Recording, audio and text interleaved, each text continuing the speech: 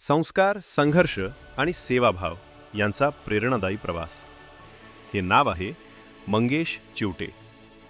ज्येष्ठ पत्रकार नरसिंह मनोहरपंत चिवटे यांच्या विचारांचा वारसा लाभलेल्या मंगेश चिवटे यांच्यावर आई मंदाकिनी चिवटे यांनी कष्ट आणि प्रामाणिकपणाचे संस्कार केले.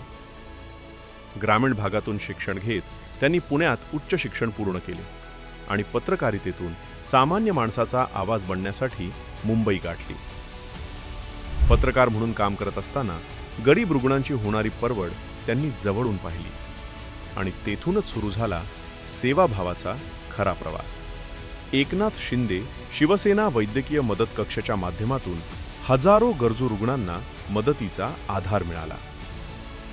आज मुख्यमंत्री वैद्यकीय सहायता निधी प्रमुख म्हणून त्यांच्या नेतृत्वाखाली 60,000हून अधिक रुग्णांना जीवदान मिळाले असून 450 कोटींपेक्षा अधिक निधी गरजूंच्या उपचारासाठी वितरित करण्यात आला आहे.